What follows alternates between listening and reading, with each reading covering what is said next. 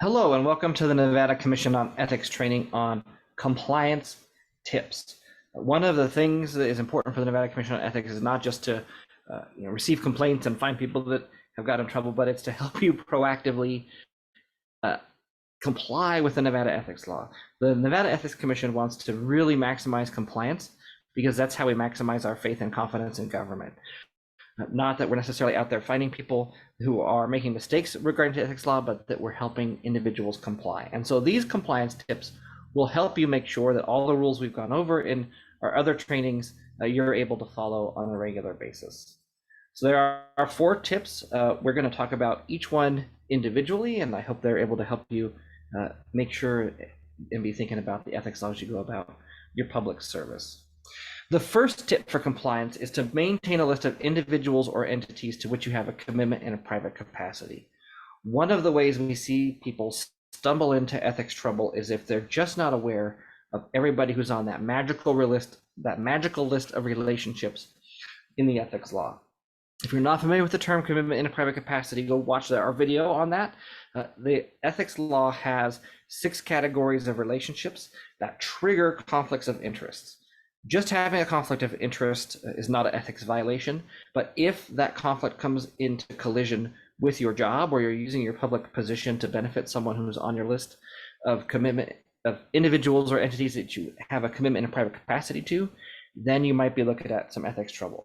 Relationships change over time, so go ahead and make that list so you're familiar. You can kind of spot an ethics issue coming from a mile away, and then set a reminder for yourself, maybe annually. Maybe you do it when you change the batteries in your smoke alarm or some other regular way to check that list and make sure it is current with individuals who are on your magical list of relationships. Because if you keep that in mind, you're going to be able to avoid ethics trouble way in advance. The next one is to review work assignments, or if you're an official who is voting at particular meetings, review the agendas. Now, you should be looking at your work assignments and agendas for deciding what you're going to do on each particular issue, for what position you're going to take on any particular issue, which items are for information, which require action. But you should also be taking a look at it in terms of potential conflicts of interest.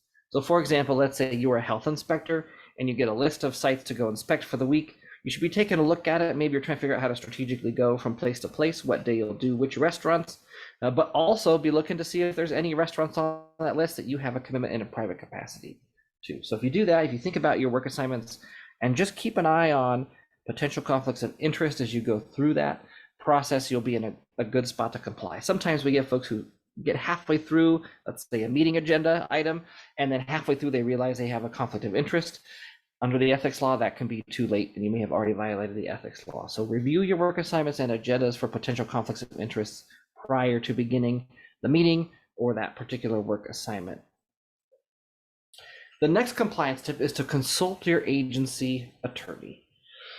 Your agency attorney has the ability to search prior commission opinions on our website and compare your facts, your question, to the way that the commission has ruled on cases before.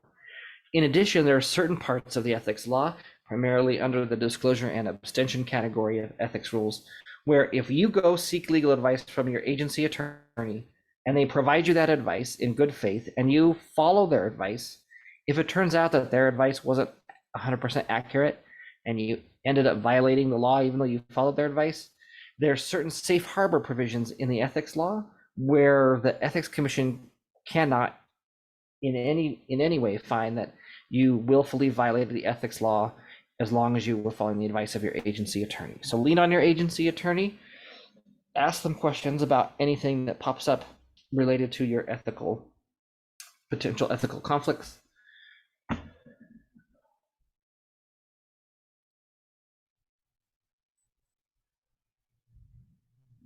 And then the last one is to request an advisory opinion.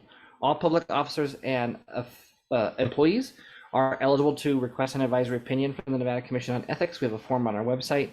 You will provide the information related to your ethics question, and it will be presented to the commission for an official opinion. Those take about 45 days. So if you have a question about something that you need to do this week or next week, again, your agency attorney is the best person to ask.